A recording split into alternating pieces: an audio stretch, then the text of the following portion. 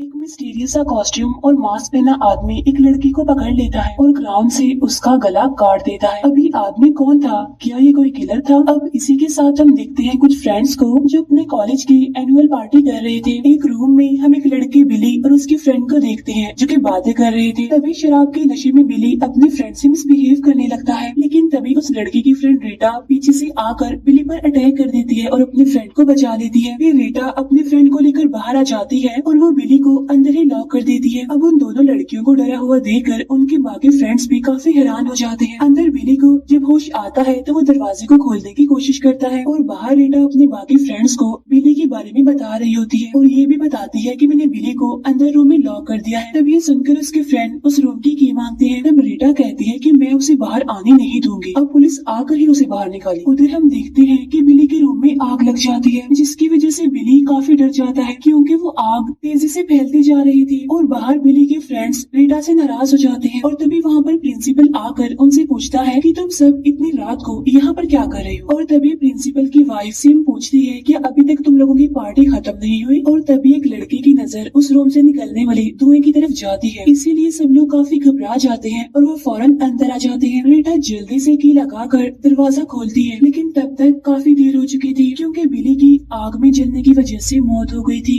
इसके बाद scene shift होता है और हमें 3 साल बाद का सीन दिखाया जाता है, जहाँ पर रीटा और उसकी फ्रेंड्स इस साल होने वाली एनुअल पार्टी के बारे में बातें कर रही होती है। तब रीटा की फ्रेंड कहती है कि इस कॉलेज में हमारी ये आखिरी पार्टी होगी और मैं इसे यादगार बनाना चाहती हूँ क्योंकि इसके बाद पता नहीं फिर हम कब मिलकर पार्टी करें। तभी रीटा को अपने लॉकर से एक नोट मिलता है जिस पर लिखा हुआ था हैप्पी होम का। उसे देखकर रीटा कहती है कि ये क्या है और ये किसने रखा। तभी देखकर उसके सारे फ्रेंड्स काफी हैरान होती हैं क्योंकि ऐसे ही नोट्स उन बाकी सभी के लॉकर्स में भी रखे हुए थे। इसके बाद वो सभी फ्रेंड्स इस बारे में प्रिंसिपल को बताते हैं, जिस पर वो प्रिंसिपल कहता है कि मुझे लगता है कि शायद ये तुम्हारे साथ किसी ने प्रैंक किया है। तभी बात सुनकर कुछ तो उस पर एग्री करते हैं और कुछ नहीं। नेक्स्ट डे कॉलेज में प्रिंसिपल की वाइफ सिम कहती है कि मैं चाहती हूँ इस साल होने वाली पार्टी में तुम लोग काफी एंजॉय करो क्योंकि ये तुम्हारी आखिरी पार्टी होगी और तुम सबको अच्छे से रहना चाहो और अपनी इस पार्टी को तुम यादगार बनाओ। उसी रात प्रिंसिपल अपने घर में बैठा लड़कियों की प्रोफाइल चेक कर रहा होता है और तभी उसके पास उसकी वाइफ सिम आती है और टेबल पर पड़े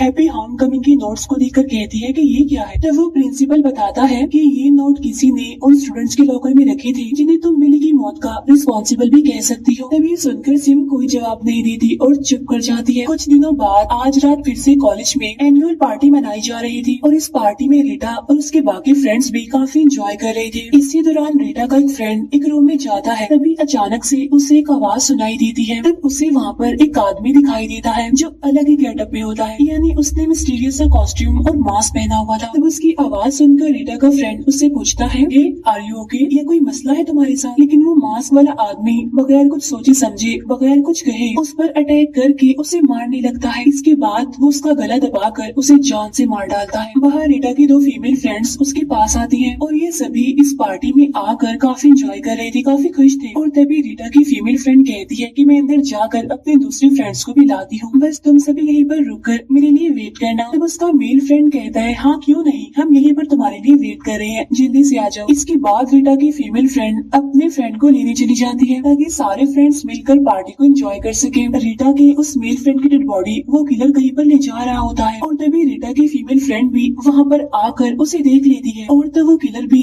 रीटा की फीमेल फ्रेंड को देख लेता है और उसे मारने के लिए अब वो उसकी तरफ ही बढ़ता है।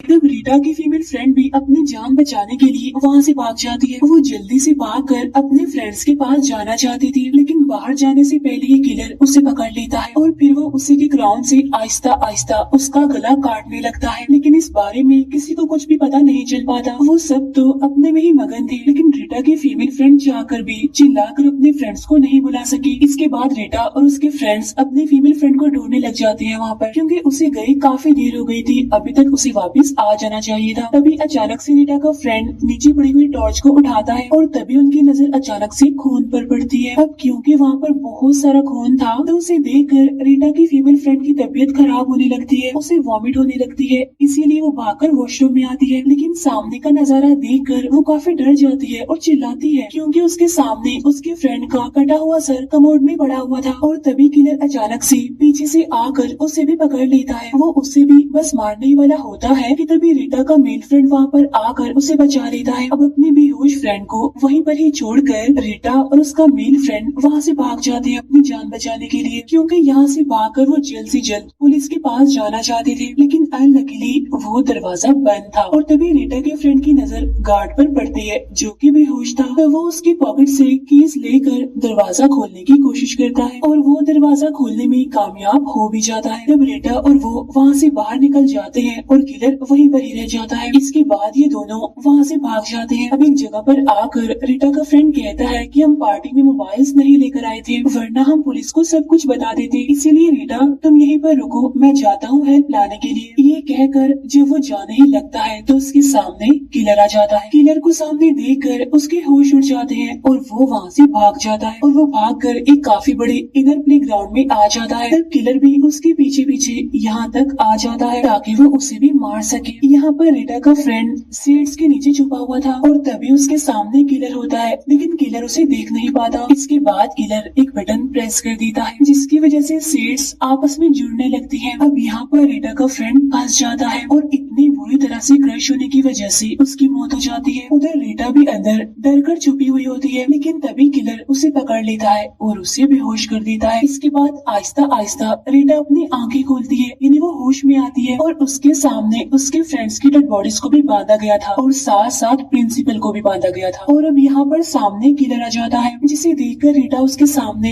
हेल्प के लिए चिल्लाती है। तो वो किलर कहता है कि ज्यादा चिल्लाने की जरूरत नहीं है, अपना मुंह बंद रखो क्योंकि सभी लोग पार्टी के नशे में हैं और तुम्हारी आवाज तो कोई भी नहीं सुन पाएगा। अब यहाँ पर मूवी का मेन प्लॉट रिवील होता है क्योंकि यहाँ पर किलर अपना नकाब उतारती है। जी हाँ, वो किलर एक फीमेल थी और वो कोई और नहीं बल्कि प्रिंसिपल की वाइफ सिम थी। तब उसे देखकर रीटा कहती है, टीचर सिम आप? जिस पर सिम कहती है, हाँ तुम्हारे प्रिंसिपल की वाइफ और तुम्हारी टीचर सिम। हाँ मैं ही तुम सभी फ्रेंड्स को एक एक करके चुन चुन के मार रही। तब ये सुनकर रीटा उससे पूछती है कि आखिर हमारा कसूर क्या है, आप ऐसा क्यों करेंगे हमारे साथ? तब सिम कहती है, क्योंकि मैं अपनी जिंदगी से बिल्कुल भी खुश नहीं, क्योंकि हमारा कॉलेज काफी लॉस में जा रहा था और तुम्हारा प्रिंसिपल इसका रीजन मुझे समझ रहा था और मेरी इससे जरा भी नहीं बनती। ये बिल्कुल पागल है। खुद तो ये सारा दिन लड़कियों की प्रोफाइल देखता रहता है और कुछ उल्टा सीधा होने का सारा ब्लेम मुझे करता है। ये सुनकर रीटा कहती है, ठीक है लेकिन हम लोगों ने तुम्हारा क्या बिगाड़ा है? तब ये सुनकर सिम कहती है कि तुम्हारे प्रिंसिपल की वजह से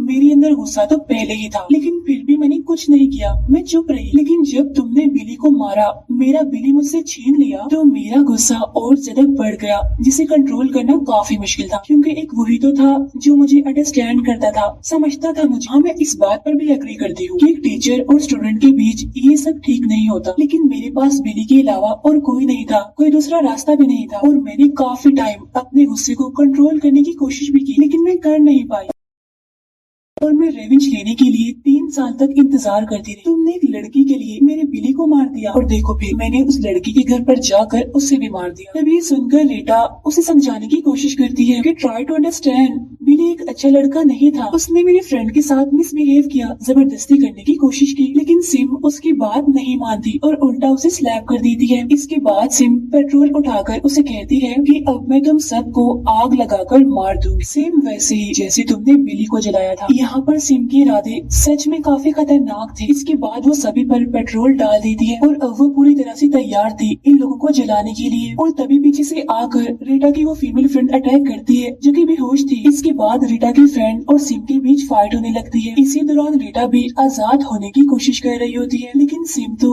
रीटा की फ्रेंड को बेहोश करने में कामयाब हो जाती है और अब रीटा और सिम के बीच फाइट होने लगती है और इस फाइट के दौरान सिम का हस्बैंड यानी वो प्रिंसिपल सिम के ही हथियार से मारा जाता है। सिम एक बार फिर से रीटा पर अटैक करने के लिए बिल्कुल तैयार होती है, लेकिन इतनी ही देर में रीटा की फीमेल फ्रेंड उठ जाती है और वो सिम पर अटैक कर देती है और इसके बाद सिम अपने ही हथियार से मर जाती है। अब यहाँ पर हमें ये पता चलता है कि बुरे लोग हमेशा से सोसाइटी के लिए खतरनाक साबित होते हैं क्योंकि सिम ने बहुत सारे मासूम लोगों को मार दिया और यहीं पर ये मूवी एंड हो जाती है। Thank you for watching.